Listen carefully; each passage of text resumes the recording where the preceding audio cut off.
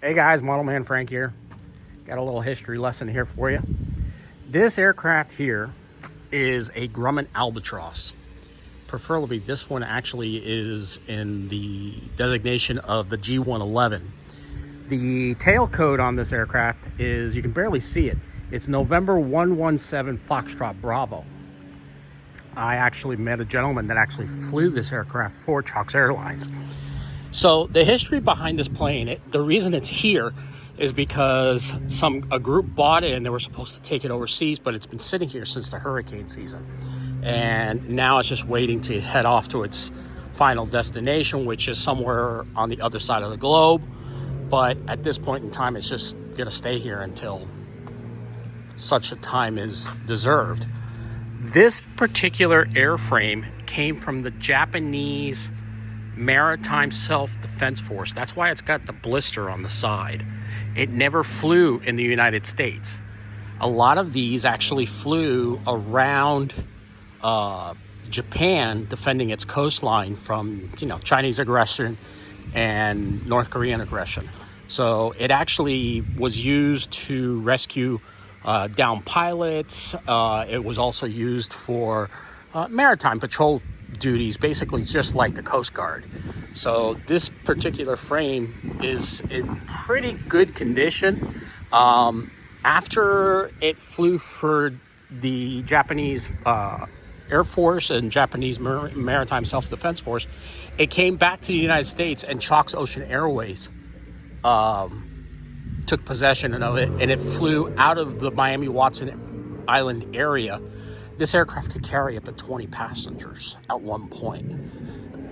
So pretty much the way you see the airplane right now, everything is still inside the aircraft. There are actual seats inside the plane. The cockpit is original since the 1980s. The tail is here. The wings are in the front of the office. Everything is here. This plane actually flew with original radial engines. The plan is that this aircraft, when it does go to its new home, they're going to put it back together, and then they're going to fit it with Pratt & Whitney PT6 7th generation engines. So if the aircraft had stayed with the Japanese Maritime Self-Defense Force, it probably would have gotten that type of upgrade also. But of course, things changed, and the Japanese Self-Defense Force, they actually ended up going with a Chinois, which is a bigger aircraft. So here you can actually see the nose of the aircraft. Right on the bottom there, it'll tell you exactly how much swivel the nose wheel has from its degrees. And then over here, that's the radar that would be able to all-weather, the all-weather version. So it had a nose radar in the front. That hoop that's around the radar, this little hoop right here, that's so when the aircraft is sitting at a mooring, it actually hooks onto that. You can see the windows. Also, the original seats from Chalks Ocean Airlines are also inside this aircraft. So this plane is very rich in aviation, and it had a military background.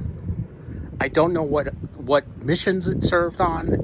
That's still relatively, I don't have that information.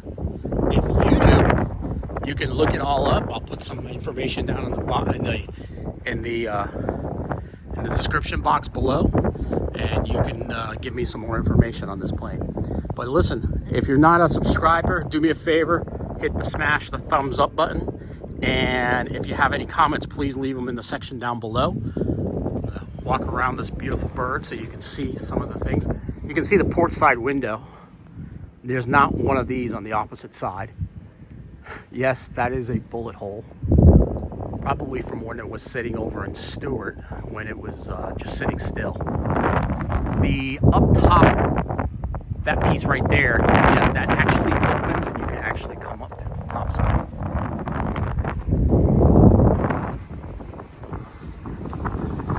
But yeah, that's all that I got about to say about this beautiful bird. And this bird is going to be sitting here until its new owners come and get it.